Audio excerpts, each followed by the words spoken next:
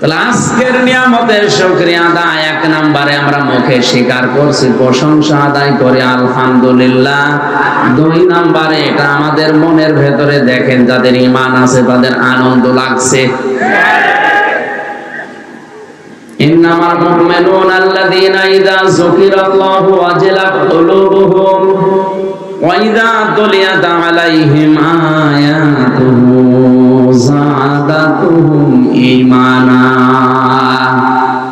আল্লাহ পাক বলেন, সত্যিকারের ঈমানদার তো তারা যাদের সামনে আমি আল্লাহর নাম উচ্চারণ হলে তাদের অন্তরাত্মা কেঁপে ওঠে। আর তাদের সামনে আমার কোরআনে কারীম থেকে যখন বোঝানো হয়, তেলাওয়াত করা হয়, যদি ঈমান থাকে ওই ঈমান আরো বেড়ে যায়। ঈমান আরো বেড়ে যায়, কথা কার?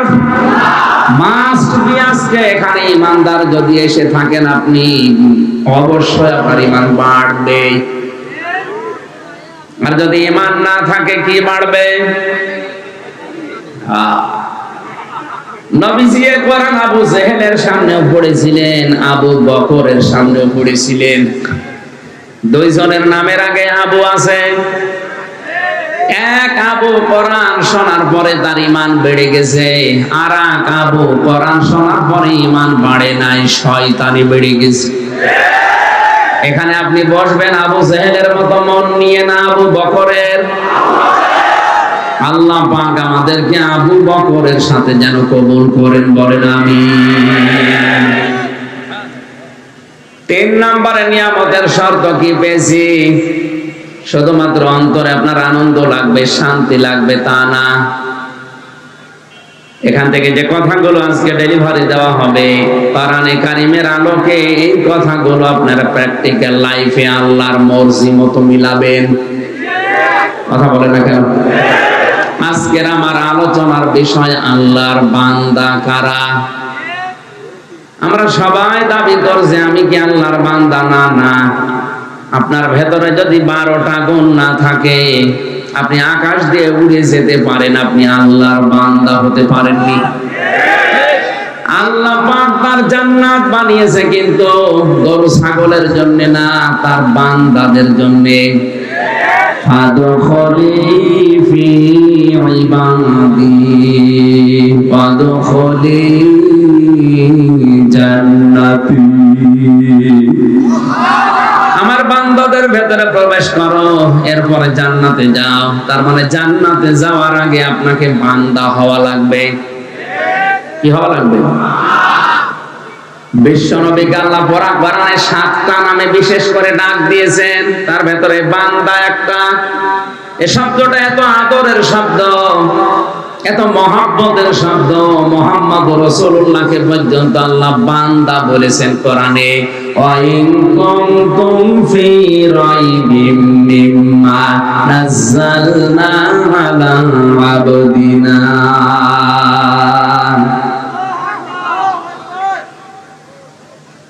সিরাজগঞ্জবাসী, আজ বাংলাদেশ, ভারত, পাকিস্তানে কত মানুষ বুঝে না বুঝে বিভিন্ন পীরের বান্দা বা গোলাম দাবি করে। এলাকায় পীর আছে কিনা আমি জানি না, অত জোরে বলো দরকার। পীর কি খারাপ জিনিস?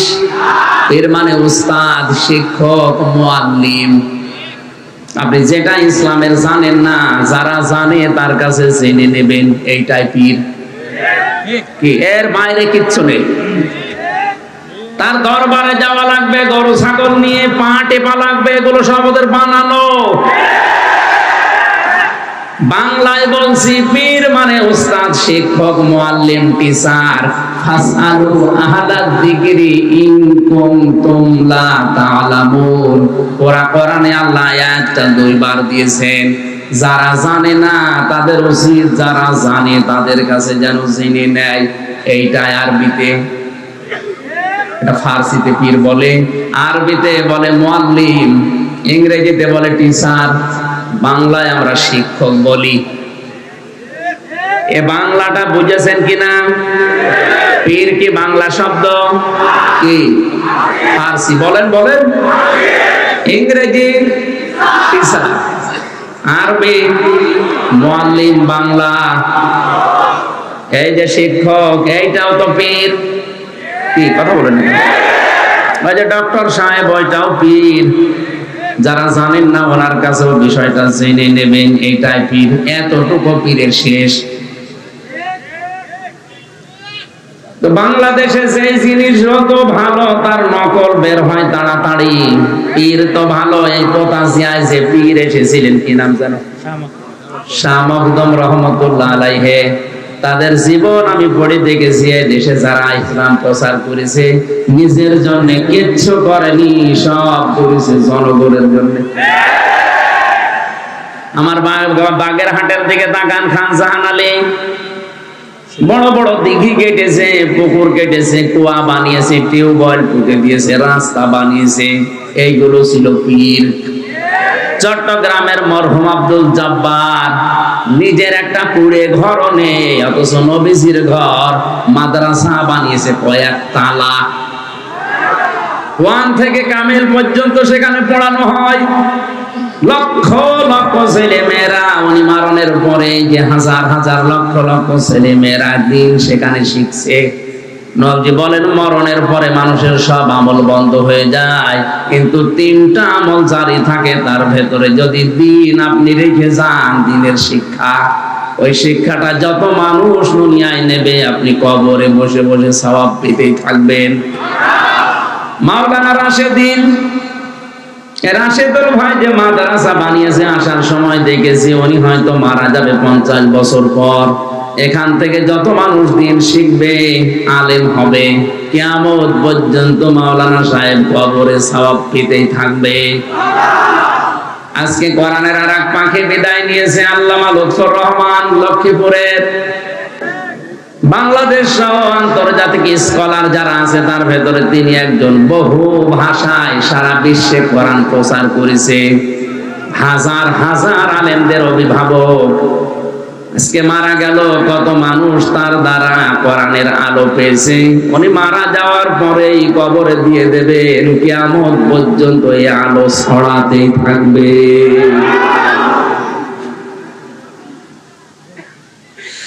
সিরাজগঞ্জবাসী, আমি যেটা বোঝাতে চাই এখানে, পীর শব্দটা ভালো আমরা উল্টা অর্থে নিয়েছি, কারণ অধিকাংশ মানুষের শব্দটা নিয়ে ব্যবসা করে খায়। এই কারণে আজকে থেকে ক্লিয়ার যে যারা জানেন না, যারা জানে ইসলামের বিষয়, তার কাছে জানতে যাবেন। এইটার নাম ফার্সিতে পীর বলা হয়। এর বাইরে কিছু করা তার জন্য আপনি পারবেন না, খুশি করতে পারবেন না।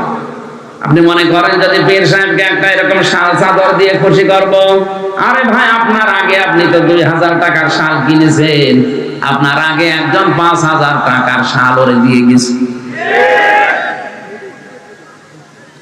পৃথিবীর মানুষকে খুশি করা মানুষের দ্বারা সম্ভব না, কারণ এই যে পেটটা, আল্লাহর নবী বলেন মানুষের এই পেট ভরবে না কোন পর্যন্ত জানো? পৃথিবীর মানুষকে যদি বলা হয় 1 মাঠ ভর্তি তোমাকে স্বর্ণ দেওয়া হয়েছে, সে বলবে আল্লাহ আমি যদি আর একটা মাঠ ভর্তি স্বর্ণ পেতাম তাহলে আমার ভালো হতো। আর একটা মাঠ ভর্তি যদি স্বর্ণ দিয়ে দাও, বলবে আর একটা যদি পেতাম। মানুষের পেট ওই পর্যন্ত ভরবে না যতক্ষণ কবরের মাটি পেটে না যায়। এই ছেলে কথা বলো, কোন দাঁড়ায় আবার কথা বলো।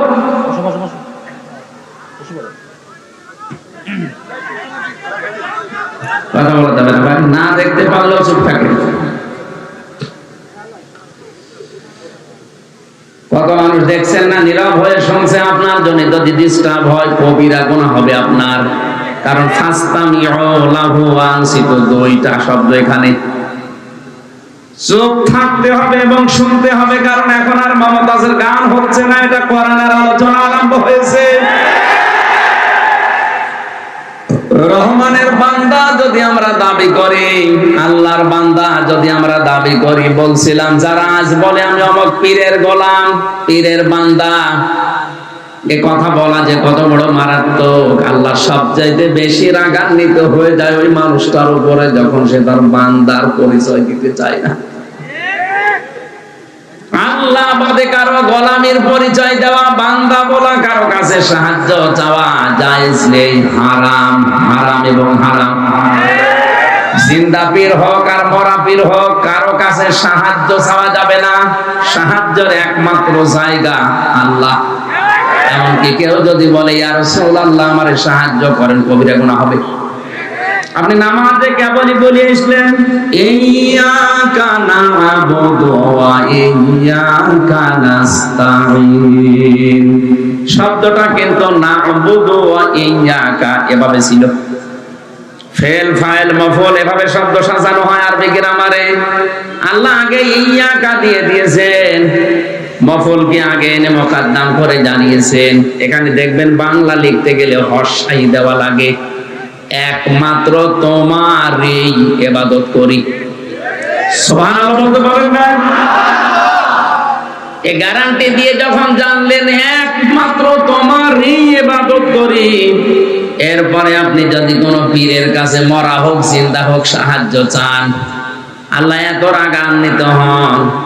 এখন যদি এখান থেকে বাড়ি যেয়ে দেখেন আপনার স্ত্রীর কাছে কেউ শুয়ে আছে, কিছু করেনি, এমনি শুয়ে আছে, আপনার ভালো লাগবে? আপনার যেমন রাগ হবে আল্লাহ পাক ঠিক ওই রকম রেগে যায় বান্দা যখন তাকে বাদ দিয়ে অন্য কারো কাছে সাহায্য চায়। সুতরাং এই শাহজাদপুরে যারা আল্লাহ বাদ দিয়ে অন্যের কাছে সাহায্য চাচ্ছেন বা যারা চাওয়ার ব্যবস্থা করে দিচ্ছেন, দুইজনেরই সমস্যা। আল্লাহ আপনার উপরে রেগে আছে, আপনি এখন আল্লাহর বান্দা হতে পারেননি। আজকের আলোচনার বিষয় কি বললাম?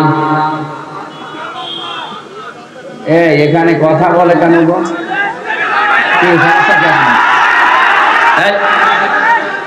এখানে হয় বসেন না চলে যান।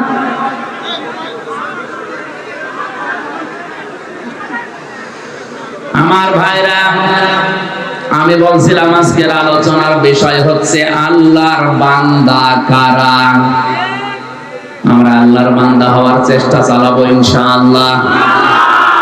দরুদ আর সালাম পড়ছি নবী মুহাম্মদ রাসূলুল্লাহ সাল্লাল্লাহু আলাইহি ওয়াসাল্লামের প্রতি। এখানে একটা তথ্য আছে, আলেম আছে না, আলেমদেরকে বলছি এবার। ওয়াল্লাযী আরসালা রাসূলাহু বিল হুদা ওয়া দীনিল হক লিইয়ুযহিরাহু আলা দীনি কুল্লিহি ওয়া কাফা বিল্লাহি শাহীদা। এতদিন যেভাবে শুনেছেন না, নতুন ভাবে তাফসীর করছি, ভালোভাবে শুনবেন। আল্লাহ পাক বলেন তিনি সে আল্লাহ যিনি তার রাসূলকে সত্য দিন সহকারে দুনিয়ায় পাঠিয়েছেন শুধু খেলা করার জন্য। বলেন কোরআনে স্পষ্ট আয়াত এটা।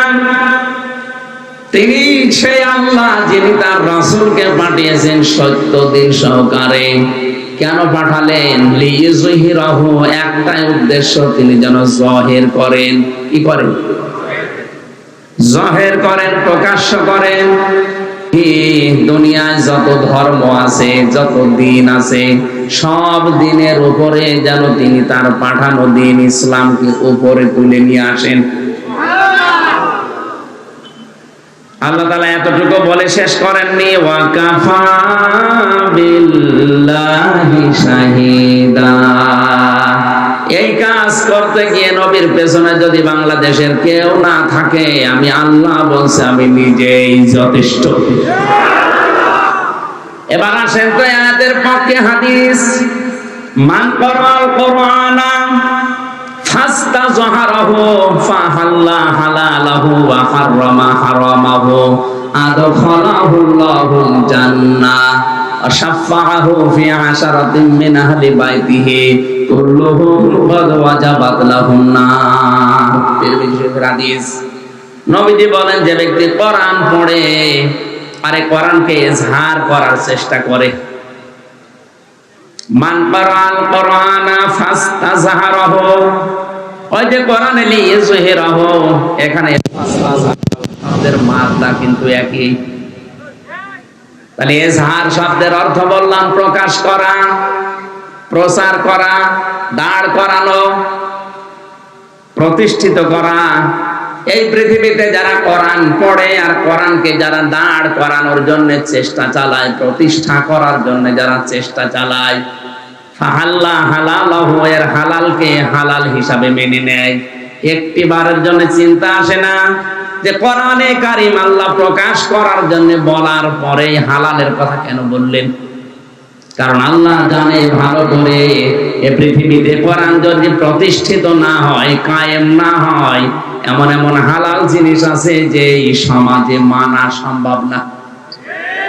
এদেশে অনেক হালাল কাজ আছে আপনি ইচ্ছা করলেও মানতে পারবেন না। মেয়েকে বিয়ে দেওয়া সরকারি যে নিয়ম আছে, 18 বছর, আর ছেলের কত, এ বয়সের আগে যদি আপনি বিয়ে দেন, নিশ্চিত আপনার মামলা খাবেন, ধরা খাবেন, জেলে যাবেন। কথা বলেন না কেন? কোরআনের সাথে আয়াতের কোন এই নিয়মের কোন মিল আছে? অথচ এ দেশের আইন সরকারি আইন, আপনি মানতে বাধ্য। ইসলাম যদি থাকতো এই আইন মানতে আমরা বাধ্য থাকতাম না। কোরআনের হালাল বিষয়গুলো আমরা এখন মানতে পারবো না, কারণ কোরআন কায়েম নেই। যারা এর হারামকে হারাম বলে মেনে নিয়েছে, আজ অনেক হারাম আছে যেগুলো আমরা ইচ্ছা করলেও ছেড়ে দিতে পারছি না, মেনে নিতে বাধ্য হচ্ছি। আজ হাজার হাজার অফিসার ঘুষ খায়, এদেরকে যদি বলা হয় কি বলে আমার কিছু করার নেই, ওপরের নির্দেশ। এই যে আমার এই গাড়িটায় মনে করেন কাগজপত্র, রোড পারমিট সব ঠিক আছে, ওকে, সিরাজগঞ্জ থেকে কুষ্টিয়া পর্যন্ত যেতে কমপক্ষে 3 থেকে 4 জায়গায় আল্লাহর ওলিরা ধরবে। হুজুর দোয়া চাই, আমি যদি বলি কই আমি তো দোয়া করে আসলাম, না, যে দোয়া নিয়ে এসেছে ওই দোয়া দিয়ে যান। শেষে বাড়ি পর্যন্ত যেতে যদি আমি 1000 করে দোয়া দিতে দিতে যাই, আমার 4000 যাবে। টোল আছে, রাস্তায় আছে খরচ, ড্রাইভারের খরচ, তেলের খরচ। বলেন, এখন ওদের যদি জিজ্ঞাসা করা হয় এটা কি জোর করে নিচ্ছেন, জায়েজ হবে? ফতোয়া উল্টো করে দেবে, বলে হুজুর হাদিয়া দেওয়াও যায়, এটা কি হাদিয়া হচ্ছে?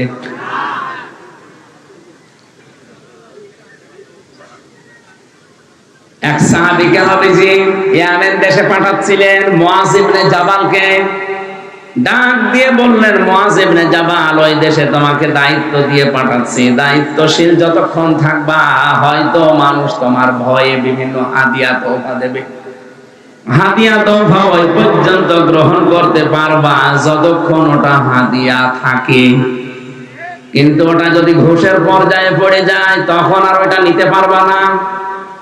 আজ যেই মানুষগুলো আমার কাছে গাড়ি থেকে 4000 টাকা মনে করেন নিয়ে নিল 4 জায়গায়, ওই পোশাক না পরে যদি এই পোশাক পরে থাকতো আমি হাদিয়া দিতাম। হাদিয়া হয় কি করে? এটা এতটুকু শেষ করেননি, আমার আমার হারাম কাজ আছে ও নিজে করতে ইচ্ছা করছে না, উপরের অর্ডারে বাধ্য হচ্ছে। ওপরে যিনি আছে বলছে কর, নাই তো তোর এখানে ট্রান্সফার করে দেব, তোর চাকরি খেয়ে নেব, বাধ্য হয়ে হারাম কাজ করা লাগছে। এই জন্য নবীজি বলেন, কোরআন যারা ইজহার করবে, প্রতিষ্ঠা করবে, আর হালালকে হালাল জানবে, হারামকে হারাম জেনে মেনে নেবে, আদখালাহুল্লাহুল জান্নাহ, আল্লাহ নিজে তাদেরকে জান্নাতে প্রবেশ করাবে। অশাফাআহু ফি আশারাতিন মিন আহলি বাইতিহি কুল্লুহুম ক্বাদ ওয়াজাবাত লাহুন নার। এখানে একটা তথ্য আছে, এইদিকে তাকান। তার জন্য সুপারিশের অনুমতি দেওয়া হবে তার পরিবারস্থ লোক থেকে এমন 10 জনের ব্যাপারে যাদের জন্য জাহান্নাম ওয়াজিব ছিল। কি ছিল? তার মানে জাহান্নামে যারা যাবে। এখানে একটা ছোট্ট সূক্ষ্ম বিষয় ঢুকে আছে। আমি জেলখানায় যাওয়ার আগে 20 সাল পর্যন্ত এই বিষয়টা ক্লিয়ার ছিলাম না। জেলে যাওয়ার পরে আমার অনেক আলেমের সাথে পরিচয় হয়েছে, বিশেষ করে মাওলানা মামুনুল হক, মাওলানা সাখাওয়াত হোসেন রাজি, এই সমস্ত আলেমদের কাছে বসে বসে যে বিষয়টা আমি পেয়েছি। আমি এতদিন পর্যন্ত যেখানে লেখাপড়া করেছি, যে সার্কেলে, ওখানে এরকম ভাবে জানতাম যে কবিরা গুনাহ করে যদি কেউ তওবা না করে মারা যায়, ওই লোকটা জাহান্নামে গেলে মহান আল্লাহ ওকে আর বের করে দেবে না। কিন্তু মাওলানা মামুনুল হকের সাথে, মাওলানা সাখাওয়াত হোসেন রাজির সাথে বহুদিন, প্রায় 2 বছর 8 মাস আমরা পাশাপাশি এই বিষয়টা নিয়ে প্রায় 15-20 দিন একাধারে আমরা আলোচনা করে ক্লিয়ার আমার কনসেপ্ট এসেছে। কোন মানুষ যদি শিরিক আর কুফর, শিরিক আর কুফর করে কেউ যদি মারা যায়, ওই লোকটার জন্য বিনা হিসাবে বিনা বিচারে জাহান্নাম, ওর জন্য আর কিছু নেই। কিন্তু কোন মানুষের যদি ঈমান থাকে আর ওই মানুষটা যদি এই দুনিয়াতে গুনাহ করে, সে কবিরা গুনাহ হতে পারে, সগীরা গুনাহ হতে পারে, তওবা করার সময় যদি না পায় আর যদি বাগী না হয়, এই মানুষটা যদি জাহান্নামে আল্লাহ দিয়েও দেয় কোনো কারণে, ঈমান যদি থেকে থাকে, মহান আল্লাহ তাকে যে কোনো দিন আবার বের করে নিয়ে হাউজে কাউসারের পানি থেকে গোসল করি আবার জান্নাতে দিয়ে দেবে। কিন্তু এখানে সূক্ষ্ম বিষয়টা কি? আপনার ঈমান যদি থাকে, কি থাকে? আজ বাস্তবতায় তো বাংলাদেশের দিকে আমি তাকিয়ে দেখি, ঈমান থাকার মতো অনেকেরই অনেক বিষয় নেই। আমরা জানি এখানে যারা বসে আছেন যে অজু করলে অজু ভেঙে যায় 7টা কারণে, নামাজ পড়লে নামাজ ভেঙে যায় 19টা কারণে, হজ করলে অনেক হজও ভেঙে যায় 5টা কারণে, রোজা করলে রোজাও ভেঙে যায় 2টা কারণে, আমল বা কাজ করলে কাজও ভেঙে যায়, নষ্ট হয়ে যায় 2টা কারণে। এগুলো জানেন কিনা? তাহলে ঈমান যদি আপনি আনেন, ঈমানও ভেঙে যায় 10টা কারণে। ওই 10টা কারণ যদি কারো ভেতরে থাকে আর ও লোকটা যদি বলে না আমার ঈমান আছে, আল্লাহর কসম আপনি তো মুশরিক, আপনি তো কুফরি করি, আপনার ঈমান শেষ হয়ে গেছে। আপনি আর আবু জেহেল এখন সমান। আবু জেহেল যেমন জান্নাতে যাবে না, আপনিও যাবেন না। এখন যদি বলেন কি আবু জেহেলের মতো অত খারাপ আমি, আরে ভাই ও বিশ্বাস করতো আল্লাহ একজন আছে, কি বেশি বললাম না? ও বিশ্বাস করতো আল্লাহ একজন আছে। এই জন্য কাবার চত্বরে গিলাফ ধরে বদরে যাওয়ার আগে বলেছিল, মালিক তুমি আসো আমি জানি, মুহাম্মদের বিরুদ্ধে যুদ্ধে যাচ্ছে বদরে, সত্যের পক্ষে যে আছে তাদেরকে তুমি বিজয় দিও। ওর দোয়া কবুল হয়ে গেছে। আল্লাহ একজন আছে, ও যদি বিশ্বাস না করবে, কোন কারণে আল্লাহর ঘর কাবা শরীফেরও দায়িত্বে থাকবে বলেন? এমনকি এই গিলাফ ধরে বলেছিল তুমি আসো আমি জানি। তোর কাজ ছিল মুশরিক ছিল, শিরিক করতো, ও নিজেকে টিকিয়ে রাখার জন্য শিরিক করেছে বেশি এ দুনিয়ায়। এই জন্য লোকটা যারা শিরিক করে আমরা তাদেরকে মুশরিক বলি। কি বলি? আরো জোরে। মুশরিকের জন্য জান্নাত না জাহান্নাম? এটা যে জাহান্নামে যাবে তার প্রমাণ নবীজি নিজে দোয়া করেছিলেন তার আপন চাচা আবু তালিবের জন্য। চাচা মুশরিক, এই জন্য আল্লাহ দোয়া ফেরত দিয়েছে। এটা জানেন কিনা? তাহলে এখান থেকে প্রমাণ পাওয়া যায়, ওয়ালাইন সালতাহুম মান খালাকাস সামাওয়াতি ওয়াল আরদা লা ইয়াকুলুনাল্লাহ। কোরআন আয়াতটা কয়েক জায়গায় আল্লাহ জানিয়েছেন। হে নবী, ওদেরকে যদি জিজ্ঞাসা করেন আকাশ আর জমিন কে বানিয়েছে, ওরা গ্যারান্টি দিয়ে লা ইয়াকুলুনাল্লাহ, লামে তাকিদ নুনে সাকিলা, গ্যারান্টি দিয়ে বলবে আল্লাহ বানিয়েছে। তাহলে আল্লাহ একজন আছে কথা আবু জেহেল বিশ্বাস বলেন। কিন্তু এই বিশ্বাসের সাথে সাথে ও শিরিক করতো। আল্লাহ একজন আছে কিন্তু ওনার সাথে আরো অনেক শক্তি আছে, এ বিশ্বাস করার কারণে ও মুশরিক। আমাদের দেশে অনেক মুসলমান আল্লাহ একজন আছে বলে, পাশাপাশি অন্য কেউ আছে এরকম বিশ্বাসও করে।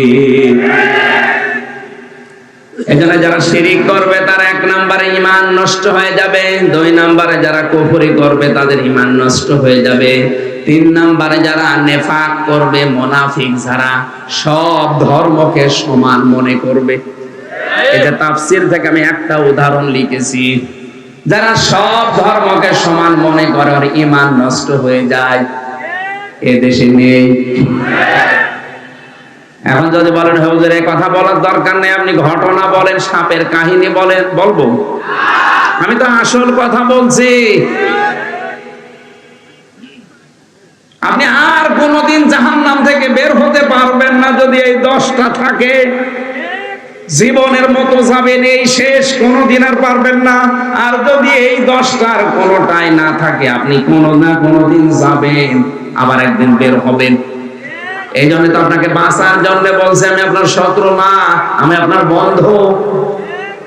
4 নম্বরে নবী ছাড়া যারা অন্যের আদর্শকে ভালো মনে করে, এ বাংলাদেশে নেই। এরা আবার জান্নাতে যাওয়ার আশা করে বসে আছে। ওই ভালো করে শুনুন, 4 নম্বরে নবী ছাড়া যারা অন্য কাউকে আদর্শ হিসাবে ভালো মনে করে,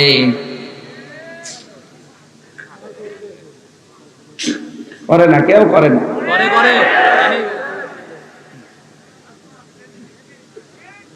আজ টক শোতে বসে বসে নবীর বিরুদ্ধে কথা বলে, তো ওর কাছে নবীর আদর্শ যদি ভালো হতো ও কি করে বলতো? 5 নম্বরে যে মানুষগুলো আল্লাহর বিধানকে নিয়ে কটাক্ষ করে, আজ প্রকাশ্য কটাক্ষ করছে, তাহলে আল্লাহর বিধান নিয়ে কটাক্ষ করলো, আর ঈমান আছে না গেছে? ওটা কি আর ঈমানদার আছে না বেঈমান? ওই বেঈমান যদি জান্নাতে যায়, জাহান্নামে যায়, আর বের হবে? তাহলে এরে এখনই সতর্ক করা লাগবে না? এখন থামা লাগবে না? 6 নম্বরে আল্লাহর বিধানকে যাদের ভালো লাগে না, এই মানুষগুলোর ঈমানও ভেঙে যায়, নষ্ট হয়ে যায়। 7 নম্বরে যারা জাদুকর, 8 নম্বরে যারা মুসলমানদের বিরুদ্ধে ষড়যন্ত্র করে। আমার মনে হয় 8 নাম্বার পয়েন্টে বাংলাদেশে অনেকেই ধরা খাবে। মুসলমানদের বিরুদ্ধে যারা ষড়যন্ত্র করছেন, থামেন, আপনার ঈমান কিন্তু ভেঙে যাবে। একবার জাহান্নামে আল্লাহ দিয়ে দিলে জীবনে আর বের হতে পারবেন না।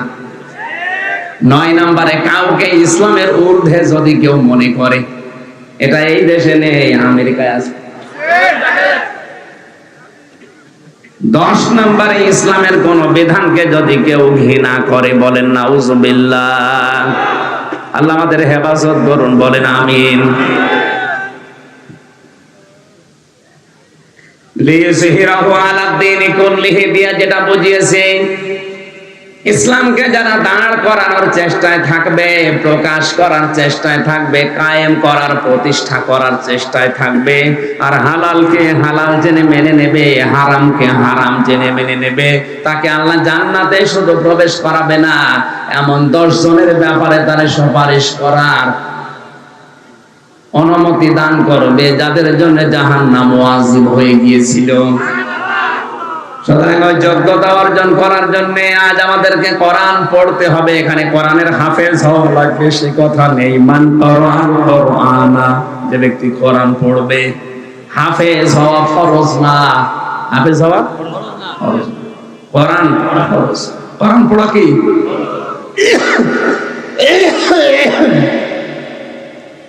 আবহমান কাল থেকে এই দেশে যারা আল্লাহর ওলিরা শুনলাম, শাহ মকদুম থেকে শুরু করে, শাহজাহান থেকে শুরু করে, খান জাহান থেকে, শাহজালাল থেকে শুরু করে যত আল্লাহর ওলি এই দেশে এসেছে, তাদের জীবনীগুলো আমাদের সিলেবাসে আছে, আমরা পড়েছি। আমরা দেখেছি ওই মানুষগুলোর কাছে কেউ গেলে কোরআন শরীফ তুলে দিত, এই নাও, তুমি এইটা পড়লে আল্লাহকে পেয়ে যাবে। এখন তাদের উত্তরসূরি যারা দাবি করে, দেখবেন এই মানুষগুলোর কাছে গেলে আগে কোরআন তুলে দেয় না, আগে জিকির দেয়। কান খাড়া করে শোনেন সিরাজগঞ্জের মানুষেরা, এলাকায় যদি 50 জন পীর সাহেব থাকে, ওইটাই হক পীর, ওইটাই হক্কানি দরবার, সেখানে গেলে আগে কোরআন শরীফ তুলে দেয়। আর যেখানে গেলে শুধু হো হো, ওটা ভণ্ড। কারণ হো হো বলে কোনো জিকির নেই। কথা বলেন না কেন? এরা নাকি থানাতে, টিওন অফিসে, এসপি অফিসে আমার নামে চিঠি দিয়েছে যে আমরা আল্লাহর ওলি, আমরা পীর, আমাদের নামে উনি বলে। আরে আপনি কিসের পীর? আপনার দরবারে কোরআন থাকবে। শাহজালালের কাছে কেউ গেলে আগে কোরআন তুলে দিত। কথা বলেন না? এই যে শাহ মাকদুম এখানে যিনি পতাশিয়া এসে পতা পুঁতেছিলেন নাকি গেড়েছিলেন, ওনার জীবনী পড়ে দেখেছে। আমি জানতাম না যে এই জেলায় সেটা। ওনার কাছে কেউ গেলে উনি কোরআন আগে তুলে দিত, এই নেন, এইটা পড়লে আল্লাহকে পেয়ে যাবেন। পরিষ্কার ভাষায় বলছি, বাংলাদেশে 48,000-এর উপরে এখন পীর। 48,000-এর ভেতরে হাতে গোনা কয়েকটা বাদ দিলে অধিকাংশ গুলোই ভণ্ডামিতে লিপ্ত। এমনকি কাফের পর্যন্ত হয়ে গেছে। সাতক্ষীরার খাজা মঈনুদ্দিন সিদ্দিকী নাম শোনেননি? মাওলানা খাজা মঈনুদ্দিন সিদ্দিকী সাতক্ষীরা, শ্রদ্ধাভাজন বড় ভাই, উনিও এক পীরের সন্তান। উনি প্রকাশ্য মাহফিলে ঘোষণা দিয়েছে আমার বাবাও কাফের হয়ে গেছে। কারণ কাজ করে কুফরি, কথা বলে কুফরি। ওনাকে নাকি বলেছিল যে তুই আমার ছেলে, আমার দরবারটার 12টা বাজাবি। বলেছে বাবা আপনি আমাকে কোরআন পড়িয়েছেন কেন? কোরআন পড়িয়ে দেখে আপনার এই দরবার টিকে না। এজন্য আবার বলছি, এই দেশে যারা পীর সাহেব আছেন, সেখানে গেলে আগে কোরআন তুলে দেয়। মরহুম মাওলানা আব্দুল জব্বার চট্টগ্রামের মতো, সারসিনার পীরের মতো যে কোরআন শরীফ নেন, এটা ভালো করে বোঝেন। 1 বছর সময় দিলাম, মুরিদ হয়েছো, পুরাটা মাতৃভাষায় একবার পড়ে আসো, দেখো তোমার জীবন এমনিতেই পাল্টিয়ে যাবে। আপনি যদি এটা পুরাটা নাই পড়েন, এর হালাল কি করে জানবেন, হারাম কি করে জানবেন? এজন্য কোরআন পড়া ফরজ, হাফেজ হওয়া ফরজ না। এ পুরা এলাকার ভেতরে 5 জন হাফেজ থাকলে যথেষ্ট, কিন্তু কোরআন 5 জন পড়লে হবে না। এখানে 5 লাখ মানুষ থাকে, এই থানায় 2 থানা মিলে 5 লাখ মানুষকে কোরআন পড়া লাগবে। কোরআন পড়া কি বলেন? কেমন ফরজ? নামাজের মতো। নামাজও হবে না যদি কোরআন না পড়েন।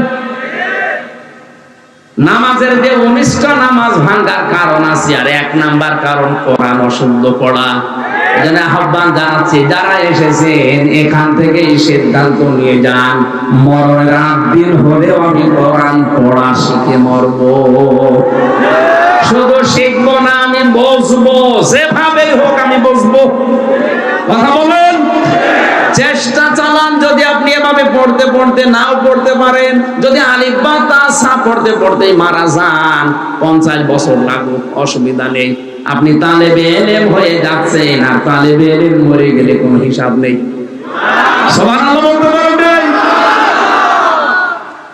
অনেকে বলে হুজুর দোয়া করেন ছেলে যেন আব্দুল কাদের জেলানি হয়। এমনি হবে? রাশেদুল ইসলাম যে মাদ্রাসা বানিয়েছেন, ওই রকম মাদ্রাসায় আব্দুল কাদের জেলানিকে তার মা নিয়ে গেছে। ওস্তাদ ডাক দিয়ে বলছে বাবা বলো আলিফ। আব্দুল কাদের জেলানি বলছে হুজুর আলিফের মানে কি? আলিফের মানে আমি জানি না। যে জিনিসের মানে হয় না, অর্থ হয় না, ও জিনিস পড়ি আমি করবো কি? পড়বো না। ওস্তাদ বলে বাবাজি তুমি কি জানো আলিফের মানে? বলে হ্যাঁ, আমি মায়ের কাছ থেকে শুনেছি। কি শুনেছো বলো দেখি। হযরতে আব্দুল কাদের জিলানী তিনি শুরু করলেন, আল্লাহু লা ইলাহা ইল্লাহুল হাইয়ুল কাইয়্যুম লা তাখুযুহু সিনাতুন ওয়া লা নাওম। একটা একটা করে আল্লাহর পরিচয় দিলেন 10টা। কয়টা? এই আয়াতের ভেতরে আল্লাহর 10টা ক্ষমতার কথা আছে। ফরজ নামাজের পরে কেউ যদি আয়াত পড়ে, আয়াতুল কুরসি যেটা আমরা বলি, এর ভেতরে আল্লাহর 10টা ক্ষমতার কথা বলা আছে। কোন মানুষ যদি ওই অনুযায়ী তার প্র্যাকটিক্যাল লাইফ চালায়, মরণের পরে কোনো বাধা নেই জান্নাতে যাওয়ার, শুধু একটাই রাস্তা খোলা আছে, মরবে জান্নাত পেয়ে যাবে। এতে 10টা আবার মানা লাগবে। আব্দুল কাদের জিলানী 10টার পরিচয় দিলেন আয়াতুল কুরসি তেলাওয়াত করে। উস্তাদ কাঁদতে কাঁদতে বেহুশ হয়ে গেছে। হোশ ফেরার পরে মাকে ডাক দিয়ে বলছে, মা আপনার এই ছেলে মনে হয় কোন জায়গায় পড়িয়েছেন, এখন নিয়ে এসেছেন করার জন্য। মা বলছে, কই কোনো জায়গায় তৈরি দেয়নি, এই প্রথম আপনার কাছে নিয়ে আসলাম। ওস্তাদ বলে, মা গো আপনার এই ছেলের তো পুরা কোরআনের প্রায় 18 পারা মুখস্থ আছে। মা আমার কান্না আরম্ভ করলেন।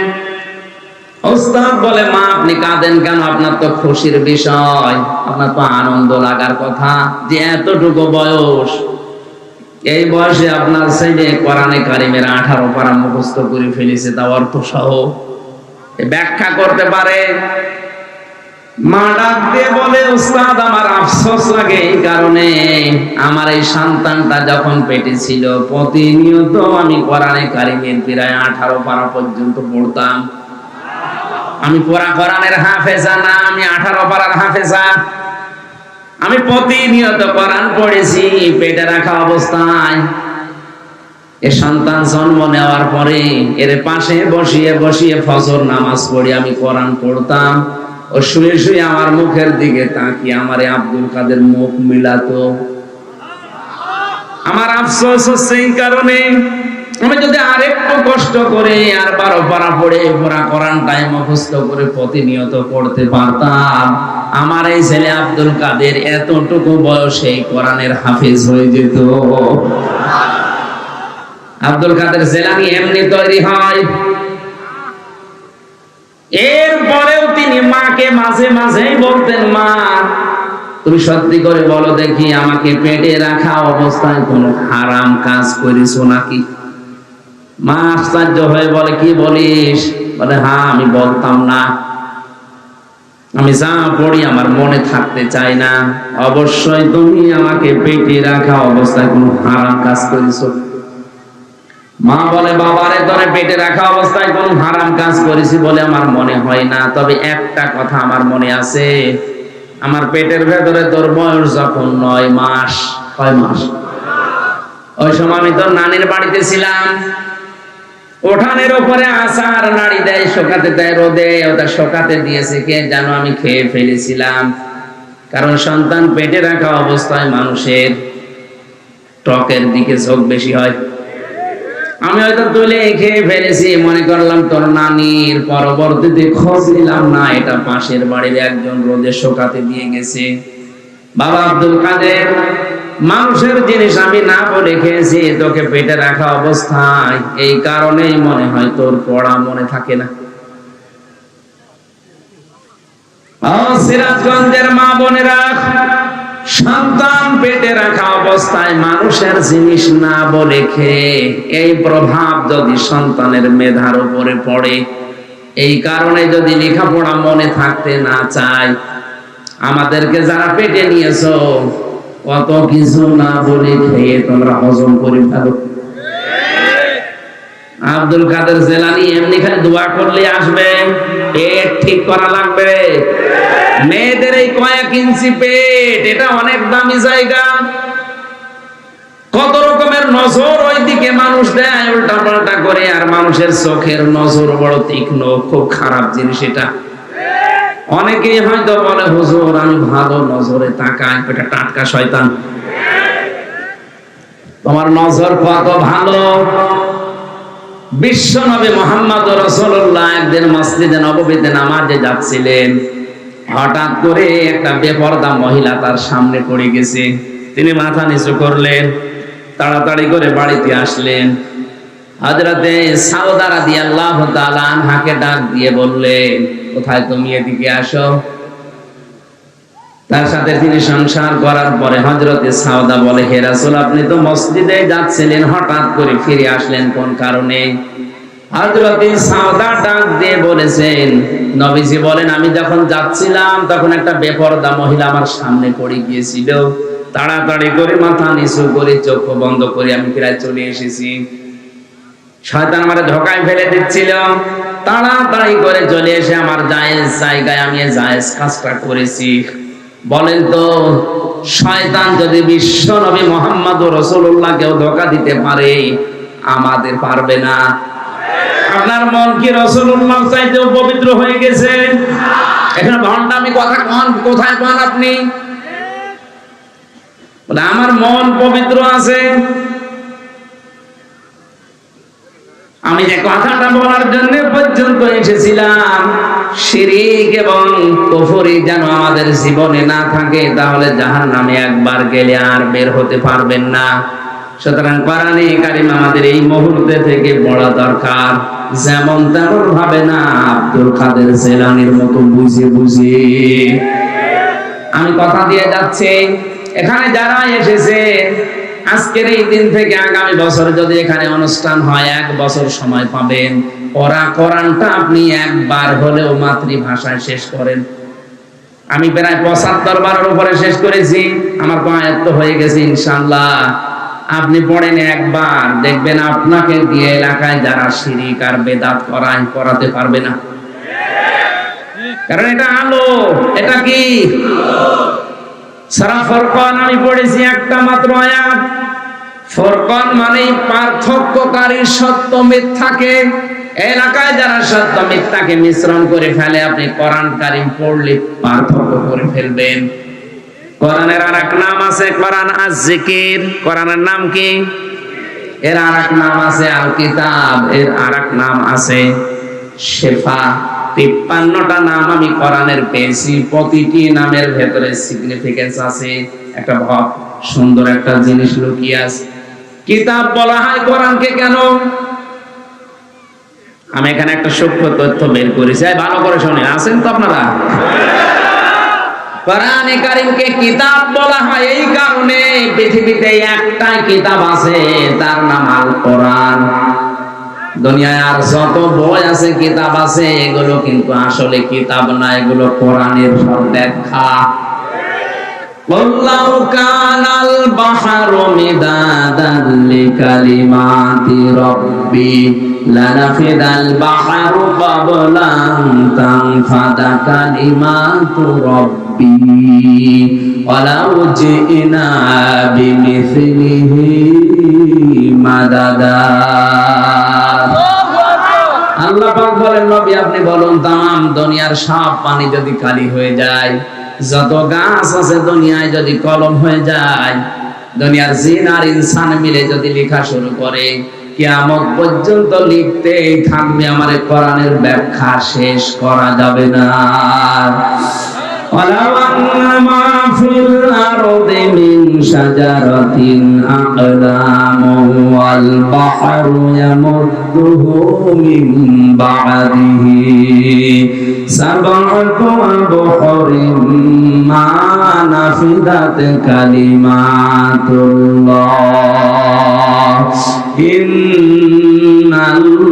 ইন্নাল্লাহা আজিজুন হাকীম।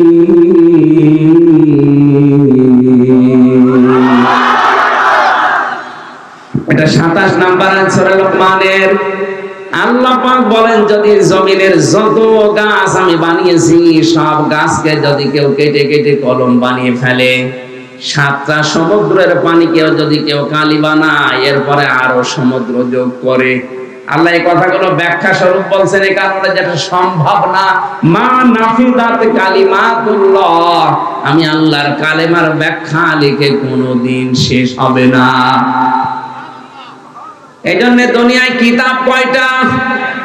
একটা। বলেন বলেন, কেন একটাকে কিতাব বলা হয়? আমি এই জন্য একটা পড়লাম, যারা আলেম আছেন এবার তাদেরকে বলছি, কোরআনের প্রথম শুরুতেই দেখবেন লেখা আছে যালিকাল কিতাবু লা রাইবা ফীহি। এখানে কিতাবের আগে কি আছে? আলিফ লাম কি আছে? আরো জোরে বলেন। এই এই ওঠে কারা গো? এদিকে ভালো করে খেয়াল করেন, কেন আল্লাহর এই কোরআনকে কিতাব বলা হয়, আর কেন আল্লাহ প্রথমেই কিতাব দিয়েছেন কোরআন শব্দ না দিয়ে যালিকাল কোরআন দেয়নি? কি দিয়েছেন? যালিকাল কিতাব দিয়েছেন, আর কিতাবের আগে আলিফ লাম দিয়েছেন। মুফাসসিরিনে কিরাম লিখেছেন এই পৃথিবীতে একটাই মাত্র হেদায়েতের কিতাব, যার নাম কোরআন শরীফ। এখন যদি কোরআন কাউকে হেদায়েত দিতে না পারে, পথ দেখাতে না পারে, ওর মনের পরিবর্তন ঘটাতে না পারে, বুঝবেন ওইটা জাহান্নামে যাওয়ার জন্য তৈরি হয়েছে। কিতাবে কোরআনে কারিমের নাম কয়টা বললাম? ৫৫টার উপরে। কয়টা? তাফসিরে ফি জিলালিল কোরআনে প্রায় ৫৫টা আছে, কোনটা জায়গায় ৫৩টা আছে। তাফসিরে খাজেনে, তাফসিরে কাবিরে আছে প্রায় ৫৯টা। অনেক অনেক জায়গা অনেক নাম আছে, আমার মুখস্থ আছে যেগুলো। তার ভেতরে অন্যতম এই ৪টা: আল কিতাব, আজ জিকির, আল ফুরকান, আল কোরআন। জোরে বলেন আল্লাহু আকবার। আমি যে কথাটা এর আগে বললাম যে কোরআন যদি কাউকে হেদায়েত দিতে না পারে, মনের পরিবর্তন ঘটাতে না পারে, ওর কপালে আর হেদায়েত নেই। এটাকে বানালাম বানালাম বানালাম। এই যে নরসিংদীর গিরিশচন্দ্র সেন, বেটা হিন্দু মানুষ, ওর মন ছিল না কোরআন থেকে হেদায়েত নেওয়ার, কিন্তু কোরআন পড়েছে আমাদের চাইতে বেশি, ও কোরআন বুঝেছে আমাদের চাইতে বেশি, ও কোরআন লিখেছে আমাদের চাইতে বেশি। আমি 1 থেকে মাস্টার্স পর্যন্ত আমার তাফসীরের উপরে মাস্টার্স হয়েছে। আমি এত লেখা লিখতে পারি নাই গিরিশচন্দ্র সেন যত কোরআন লিখেছে। কারণ আমার এক একটা শব্দের হয়তো 2টা 5টা 7টা অর্থ মুখস্থ আছে, আর বেটা হিন্দু গিরিশচন্দ্র সেনের এক একটা শব্দের 33 থেকে 99টা পর্যন্ত অর্থ মুখস্থ ছিল, নয়তো তাফসীর লিখলো কি করে? এখানে যত বড় হুজুর হোক আর যত বড় ডক্টর হোক, বুকে হাত দিয়ে কেউ বলতে পারবেন না যে পুরা কোরআনের প্রতিটি শব্দের অর্থ আমার জানা আছে। পারবে? কেউ পারবে না। আমারও ক্ষমতা নেই। আমি পড়েছি কিন্তু আমার এখন আর মনে নেই, এখন আবার স্টাডি করা লাগবে, দেখা লাগবে। তো কি মেধা চিন্তা করে পুরা কোরআন শরীফের প্রতিটি শব্দের অর্থ তবে 1টা 2টা 5টা না, 33টার উপরে করে এক একটা শব্দের অর্থ। কি পড়া পড়েছে জীবনে, কিরকম মুখস্থ করেছে, কিভাবে লিখেছে। তাহলে আমাদের চাইতে কোরআনও পড়েছে বেশি, বুঝেছে বেশি, লিখেছে বেশি। এখন বলেন না কেন? কিন্তু হেদায়েত পেয়েছে না। মারা যাওয়ার পরে কবরে দিয়েছে জানাজা, কি কোথায় দিয়েছে? আগুনে। কোথায় দিয়েছে? আগুনে পুড়িয়ে দিয়েছে। এই জন্য তো কিতাবের আগে আলিফ লাম, যে কোরআন যদি কারো মনের পরিবর্তন ঘটাতে না পারে, কোরআনে কারীম যদি কাউকে হেদায়েত দিতে না পারে, ওর কপালে আর হেদায়েত নেই। তার বাস্তব উদাহরণ এই গিরিশচন্দ্র সেন। এই জন্য এখানে যারা বসে আছেন, একদিনের তাফসীর শুনে আপনি আল্লাহর ওলি হয়ে যাবেন না। আপনার মন যদি তৈরি না হয়, ওই আবু জাহেলের মতো বাঁকা মন নিয়ে বসে কিয়ামত পর্যন্ত শুনলেও হবে না। আবু বকরের মতো মন নিয়ে শোনেন। আমি যে 12টা পয়েন্ট বলছি, দেখেন তো আপনি আল্লাহর বান্দা আছেন কিনা। আর আল্লাহর বান্দার বাইরে যারা আছে ওরা শয়তানের বান্দা। আরো জোরে বলেন। এবার আমি শুরু করছি, ওয়া ইবাদুর রহমানিল্লাযীনা ইয়ামশুনা আলাল আরদি হাওনা ওয়া ইযা খাতাবাহুমুল জাহিলুনা ক্বালু সালামা। সূরা ফুরকানের 63 নম্বর আয়াত। কত নাম্বার? 12টা গুণ এখানে আল্লাহ দিয়েছেন আয়াতের পরবর্তীতে। কোরআনে কারীমের 25 নাম্বার সূরা, 6টা রুকু আছে। সূরার নাম হচ্ছে সূরা ফুরকান, সত্য মিথ্যার পার্থক্যকারী। এটাকে বলা হয় সংবিধান। কি বলা হয়? সংবিধান। সংবিধানে 73টা ধারা থাকে, মুসলমানদের সংবিধানে 73টা ধারা থাকবে, তাহলে দুনিয়া শান্ত হয়ে যাবে। আমার আল্লাহ সূরা ফুরকানের ভেতরে 73টা ধারা দিয়েছেন। ব্যক্তি, পরিবার, সমাজ, রাষ্ট্র কি করে শান্ত হয়ে চলবে সেই থিওরি গুলো আছে। এখান থেকে আমরা সংবিধান বানাতে পারি না। সংবিধান বানিয়েছি, বছরে বছরে পাল্টানো লাগে, এরপরও শান্তি হয় না। একবার এটা নিয়ে যান সংসদে, এই 73টা ধারা একবার একটু প্রচার করে, আল্লাহর কসম গ্যারান্টি দিয়ে বলছি, এই 73টা ধারা যদি সংবিধানে সংযোজন করা হয়, এই 73টা ধারা যদি বাংলাদেশের সংবিধানে কায়েম হয়, 5টা বছর শুধু থাকবে, এ দেশ আল্লাহর কসম এটা জান্নাত হয়ে যাবে। চুরি থাকবে না, আর যারা ব্রিজ চুরি করে বন্ধ করে ফেলবে, কারণ এর ভেতরে আছে চুরি করলে হাত কেটে দাও। একটার যদি হাত কাটা পরে যারা ব্রিজ চুরি করেছে, বলবো রে বাবা, ওরে দেখে হাজার হাজার কালভার্ট চোর, রাস্তা চোর এমনি ভালো হয়ে যাবে। আল্লাহ পাক প্রথম গুণ দিচ্ছেন রহমানের বান্দাদের। 1 নম্বরে আল্লাহর রহমানের বান্দা যারা, আল্লাহর বান্দা যারা, তাদের প্রথম গুণ হবে এই মানুষগুলো জমিন নম্র ভাবে চলবে। কিভাবে? আপনি নিজের সাথে মিলান তো, আপনার ভেতরে নম্রতা আছে না নেই? আজ আপনি উগ্র, উগ্র ভাব যাদের, এগুলো শয়তানের বান্দা, আর যারা নম্র এগুলো রহমানের বান্দা। নবীজি বলেন, তোর জীবনের ইবাদত বন্দেগী পেছনে এটা কবুল হচ্ছে কিনা যদি জানতে চাও, তাহলে তোমার আচরণটা লক্ষ্য করো, আচরণটা মানুষের সাথে কেমন হচ্ছে। যদি এটা নম্র হয় কথাবার্তার দিক থেকে, ব্যবহার আচারের দিক থেকে, তাহলে বুঝবা তোমার জীবনের ইবাদত কবুল হচ্ছে। আর যদি দেখো যে মানুষের সাথে তোমার আচরণ ভালো না, কথা বললে শুধু উগ্রতা ছড়াও, তুমি শয়তানের বান্দা। আলেম হলেও তুমি শয়তানের বান্দা। আজ এই বাংলাদেশে এখন আলেমে আলেমে সব দুশ্মনী চলছে, আর জালেমে জালেমে দোস্তি চলছে।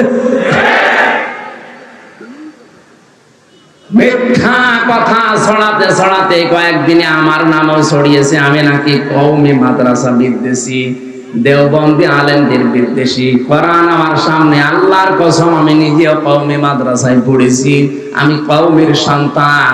কোন কারণে আমি কওমি মাদ্রাসার বিরুদ্ধে যাব? ওলামায়ে দেওবন্দের বিরুদ্ধে কোন কারণে যাব? আপনি বক্তব্যকে খণ্ডিত করে কাটছাঁট করে নিজের পক্ষে নেওয়ার জন্য।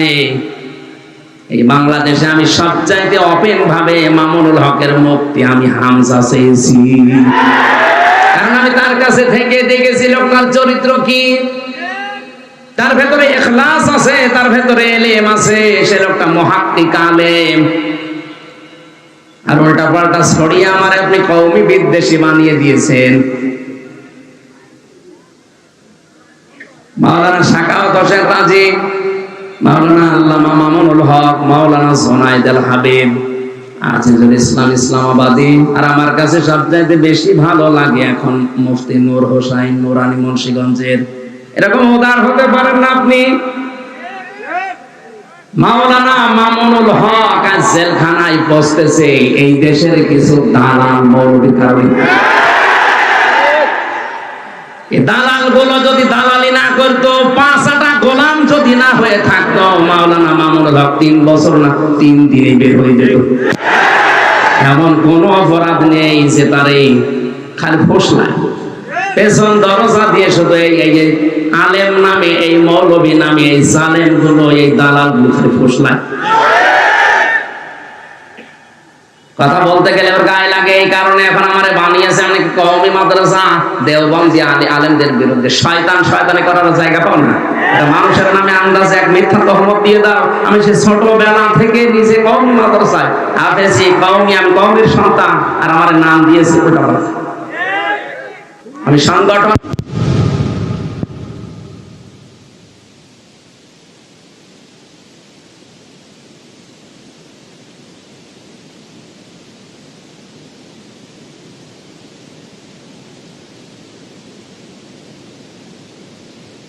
না থাকে, আপনি যদি বানিয়ে বানিয়ে আমার নামে দোষ দেন ওইটা হবে তহমত।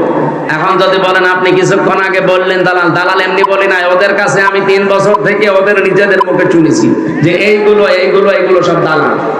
ওদের কারণে আজ এই কওমি মাদ্রাসার আলেমরা জেলে আছে, আমি নিজে শুনেছি তাদের কানে। আমি এই কথাই বলতে চেয়েছিলাম, আর ওরা উল্টিয়ে পুরা কওমের বিরুদ্ধে আমারে লাগিয়েছে। তোমার শয়তানি মানুষ বোঝে, আর আমার মনের খবর তো আল্লাহ ভালোই জানে। আমাদের নম্রতা, ভদ্রতা, এটা আল্লাহ ইবাদুর রহমানের ভেতরে প্রথম গুণ দিয়েছেন। আমি সহ যারা এসেছি আল্লাহ যেন আমাদের ভিক্ষা দেন। ওয়াইদা খাতাবাহুমুল জাহিলুনা ক্বালু সালামা, যখন কথা বলবেন এই অজ্ঞ এই মূর্খ এদের সাথে কথা বললে, জাহেলদের সাথে বলবেন ভাই ঠিক আছে। এখন আজ জাহেল রাজা শুরু করেছে, এখন তো এইটা বলা ছাড়া দেখছে উপায় নেই। ডাক্তার আবুল কালাম আজাদ বাসার ভাই একবার বলছিল যে রংপুরে যাচ্ছিলাম এক মাহফিলে, গাড়ি নিয়ে আসি নাই, বাসে যাচ্ছিলাম, হঠাৎ আমি হেল্পারকে বললাম ভাই গাড়িটা থামান, আমি একটু নামাজ পড়ি। না, নামাজ পড়ার জন্য সময় এখন আমাদের হাতে নেই, গাড়ি ঠিক মতো পৌঁছানো লাগবে, আপনি গাড়িতেই নামাজ পড়ি। গাড়িতে তো নামাজ পড়ে নেব, তো পশ্চিম কোন দিকে? হেল্পার ডাক দিয়ে বলছে হুজুর গাড়িতে পশ্চিম লাগে না। ফতোয়া দিচ্ছে, অথচ লোকটা ডক্টর, তারে ফতোয়া দিচ্ছে যে হুজুর গাড়িতে পশ্চিম লাগে না। মানে তখন রেগে গেছে, এই বেটা হুজুর তুই না আমি, তোরে আমি জিজ্ঞাসা করলাম একটু থামা, থামালি না, পশ্চিম কোন দিকে তাও বলিস না, তুই ফতোয়া দিলি, তুই ফতোয়া বুঝিস। সত্যি করে বলা আসলে পশ্চিম কোন দিকে? হুজুর আমি জানি না। এই যে পেটে বোম মারলে বের হয় না, আর এরা ডক্টর আবুল কালাম আজাদের ভুল ধরে।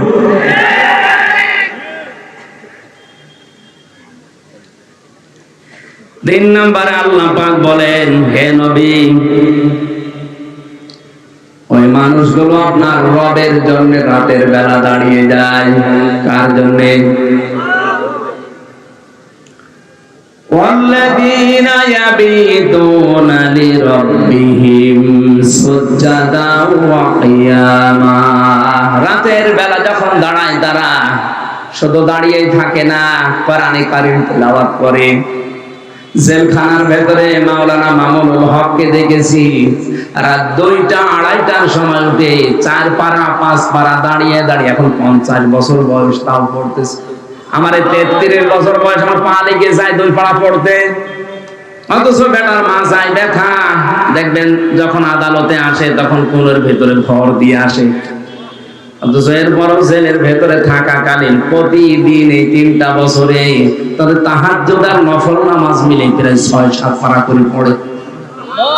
আমরা পারি না, আমিও তো হাফেজ, আমার মাজাও ব্যথা না, পাও ব্যথা না, 2 পারা পড়তে গেলে কেমন যেন লাগে। আমার বয়স 33, ওনার বয়স 50, তারপরও ইবাদতে আমি পারছি না ওনার সাথে। কারণ ইবাদতের ভেতরে একটা মজা আছে, যদি রাতের বেলা তাহাজ্জুদ নামাজে আপনি কান্না করতে পারেন সেজদা দিয়ে, স্ত্রী ব্যবহারে ওই শান্তি পাবেন না। এই পৃথিবীতে আমাদের কাছে সবচাইতে বেশি আনন্দের কাজ মনে হয় স্ত্রীর ব্যবহার। কথা বলেন না কেন? তাহাজ্জুদের নামাজে যদি আপনি গুনার কথাগুলো স্মরণ করে কান্না করতে পারেন বড় একটা সেজদা দিয়ে, এমন একটা আনন্দ পাবেন, মজা পাবেন, দেখবেন দুনিয়াতে ওই মজা আর কোথাও নেই। ইবাদুর রহমানদের এই গুণটা অর্জন করা দরকার। আল্লাহ তুমি আমাদেরকে দান করো, বলেন আমিন। 4 নম্বরে পেয়েছি তারা জাহান্নাম থেকে আল্লাহর কাছে পানা চাবে। প্রতিদিনই আমলটা করবেন 24 ঘন্টায়, যে কোনো সময়, আল্লাহুম্মা আজিরনি মিনান নার, আল্লাহ তুমি যাই করো জাহান্নামে আমারে দিও না।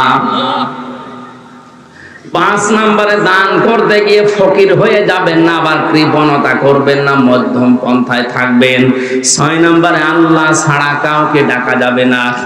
আজ বাংলাদেশে আল্লাহকেও ডাকে, মাঝামাঝি অন্য কাউকেও ডাকছে। এই যে ব্রাহ্মণবাড়িয়া এলাকায় যারা আল্লাহকে ডাকতেছে, অধিকাংশ দরবার গুলোতে কিছুক্ষণ ইয়া আল্লাহ, এরপর ইয়া আলী বাবা, শাহ আলী বাবা, দয়াল বাবা, খাজা বাবা, এই কথা বলছি। এগুলো হারাম। এটা রহমানের বান্দার গুণ না শয়তানের বান্দার গুণ।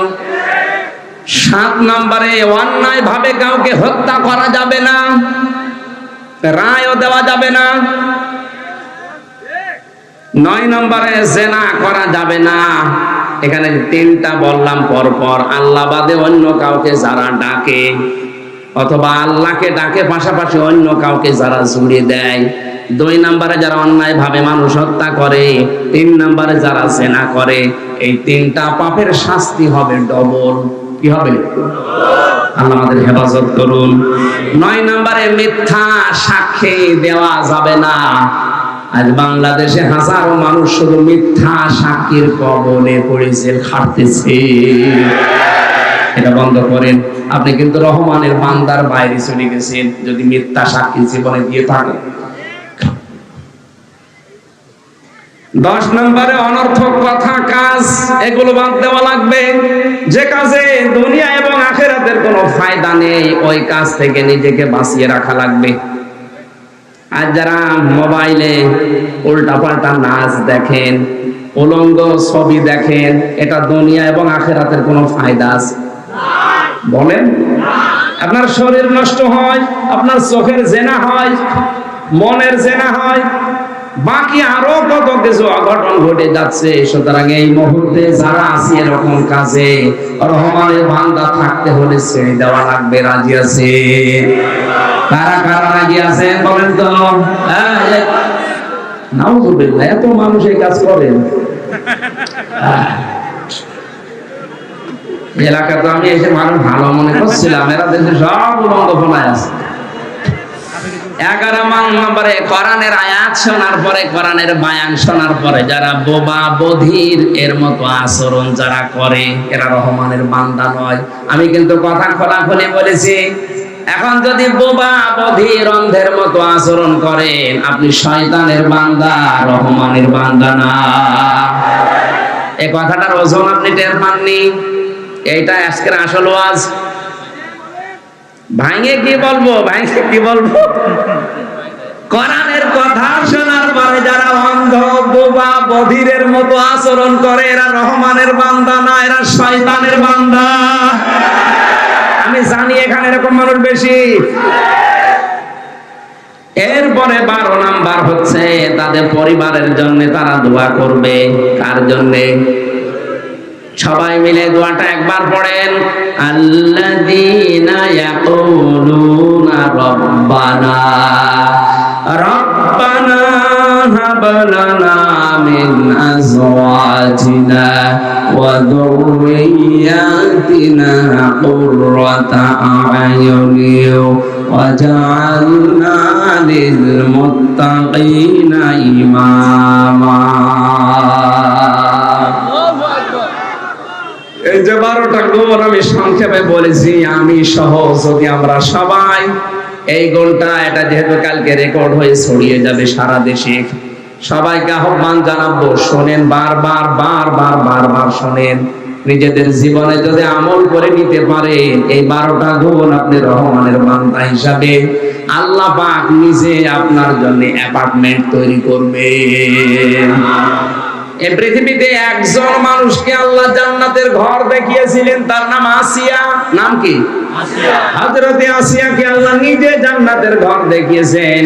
আয়াতের পরবর্তী কথা, উলাইকা ইউজসাউনাল গুরফাতা বিমা সাবারু ওয়া ইউলাকাউনা ফিহা তাহিয়াতান ওয়া সালামা খালিদিনা ফিহা হাসনাত মুস্তাকাররাও ওয়া মুকামা। সুবহানাল্লাহ আলহামদুলিল্লাহ লা ইলাহা ইল্লাল্লাহ। প্রশ্ন দিয়েছেন মহিলাদের জন্য কি দিন প্রচার করা ফরজ? সবার জন্য ফরজ। যে যতটুকু জানে তার অঙ্গনে প্রচার করা ফরজ, কিন্তু পর্দা রক্ষা করা লাগবে। মহিলাদের চিল্লায় যাওয়া কি যায়? যদি মাহরাম থাকে চিল্লা মানে কি? ওই 40 দিনে যেতে হবে তা না, আপনি একদিনে যান, কোনো অসুবিধা নেই। মহিলারা সেজদা দেবে কিভাবে, মেয়েদের সেজদা দেওয়ার ওই বইতে নিয়মটা লেখা আছে, ছবি সহ দেওয়া আছে কিভাবে সেজদা দেওয়া লাগে। এটা তো এখানে দেখানো যাচ্ছে না। মেয়েরা মেয়েদেরকে স্বামীরা দেখাবেন, ওরা গুটো গুটো হয়ে বসবে, একেবারে সব কিছু আটো সাটো হয়ে শারীরিক ঘটনার কারণে। আমার স্বামী তালিমে যাওয়া পছন্দ করে না, তাহলে কি আমার তালিমে যাওয়া ঠিক হবে নাকি ঘরে থাকা উত্তম? আল্লাহ রসুলের কথা শুনতে গিয়ে যদি পৃথিবীর কারো মন রক্ষা করা লাগে, ওটা গুনাহ হবে। হ্যাঁ, যদি বোঝেন যে এইটা করতে গিয়ে এমন সময় চলে যাচ্ছে যেটা স্বামীর হক ছিল, যে সময়টুকু আপনি ওই সময়টুকু কন্ট্রোল করবেন। আমরা বেশি গুরুত্ব দেব কি কোরআন না হাদিস? এ কি পাগল না ছাগলে? আগে কোরআন, এরপরে হাদিস। এশার নামাজের পরে সূরা মুলুক আর সূরা বাকারার শেষের 3 আয়াত নাকি 2 আয়াত পড়তে হবে? শেষের 3 আয়াত আর সূরা মুলুক। আল্লাহ আমাদেরকে তৌফিক দিন, আমিন। বারাকাল্লাহু লানা ওয়া লাকুম ফিল কোরআনিল আযীম। আল্লাহুম্মা আমিন। রব্বানা যালামনা আনফুসানা ওয়া ইল্লাম তাগফির লানা ওয়া তারহামনা লানাকুনান্না মিনাল খাসিরিন। রব্বুল আলামিন, সিরাজগঞ্জ জেলার শাহজাদপুর থানার পতাজিয়া গ্রামের দিকে তাকাও। এই মোনাজাতটা বসে করেন, বসেন। আরে মিডিয়া আলারা বলি না মোনাজাতটার পরে তোমরা করবা, কি করো কথা বলো না, বসো। আর দোয়া ও মক্খল ইবাদত, দোয়া হচ্ছে ইবাদতের মগজ। এটা বসেন না কেন? দোয়া হচ্ছে, বসেন। আমরা কোন পীরের কাছে, কোন বাবার কাছে না, কার কাছে? আল্লাহর কাছে আমাদের জীবনের কথাগুলো আমরা মন থেকে জানাবো। রব্বানা আতিনা ফিদ দুনিয়া হাসানা ওয়া ফিল আখিরাতি হাসানা ওয়া কিনা আযাবান নার। রব্বুল আলামিন, সারা জীবন অপরাধ করে জীবনটা নষ্ট করে ফেলেছি। হাত ওঠায় কথা বলবো ভয় করে, লজ্জা করে। আমাদের পেছনের দিকে তাকিও না, তোমার রহমতের দিকে তাকাও, জিন্দেগীর গুনাহগুলো মাফ করে দাও। আল্লাহ তাআলা হযরত আদম থেকে পর্যন্ত যত মানুষ কবরে আছে, কোরআনের ইজ্জতে maaf করে দাও। বিশ্বনবী মুহাম্মদ রাসূলুল্লাহর রওজায় আজকের আলোচনার সওয়াবগুলো পৌঁছিয়ে দাও। এই মাহফিলের আয়োজন করতে গিয়ে তোমার যে যুবক বান্দারা মাত্র 3 দিনের ব্যবধানে এত কষ্ট স্বীকার করেছে, এই যুবকদেরকে যে মা পেটে নিয়েছে, মায়ের পেট তুমি ধন্য করে দাও। আল্লাহ, আমার বিশ্বাস, আমার ঈমানের বিশ্বাস হচ্ছে তোমার নবী যদি এখন বেঁচে থাকতেন, এই যুবকগুলো তাদের জীবন দিয়ে হলে তারা পাহাড় দিত। 3টা দিনের ব্যবধানে কোরআনের ইজ্জতে যারা এত কষ্ট করতে পারে, কোরআনের প্রসারে তোমার নবীকে জীবন দিয়ে হলেও রক্ষা করতো। আল্লাহ তাআলা এদেরকে তুমি তালহা ইবনে সুবাইরের মতো কবুল করে নাও। এদেরকে যে মা পেটে নিয়েছে, মায়ের পেট তুমি খাদিজার মতো, হযরত রহিমার মতো বানিয়ে দাও। সম্মানিতা মা বোনদেরকে তুমি হযরত ফাতেমা, হযরত আয়েশার সাথে কবুল করো। অনেক পরিবারে শান্তি নিয়ে আল্লাহ শেফায়ে কামেলা আজরা দিয়ে শান্তি দান করো। মেয়েরা অনেকে অসুস্থ, দোয়া চেয়েছে। এমন রোগ তুমি দিয়েছো যেটা মানুষের কাছে বলা যায় না। আশা নিয়ে এসেছি মুসাফির অবস্থায়, অসুস্থ অবস্থায়, মাজলুম অবস্থায়। আল্লাহ, তুমি আমাদের রোগ শোক দূর করে দাও। মাহফিলের সভাপতি জনাব আলহাজ আলমগীর জাহান বাচ্চু, আল্লাহ তার অনেক দায়িত্ব তার মাথার উপরে। তুমি যে দায়িত্ব জনগণের দিয়েছো তার মাথায় সঠিকভাবে সততার সাথে পালন করার তৌফিক দাও। আমাদের প্রধান অতিথি মাননীয় এমপি জনাব চয়ন ইসলামকে কবুল করো। জনাব ডক্টর সাজ্জাদ হায়দার লিটন ভাইকে তুমি মঞ্জুর করে নাও। এদের মা বাবাকে ক্ষমা করো। এদের মতো সন্তান যারা পেটে নিয়েছে, আমার এই মাকেও মাফ করে দাও।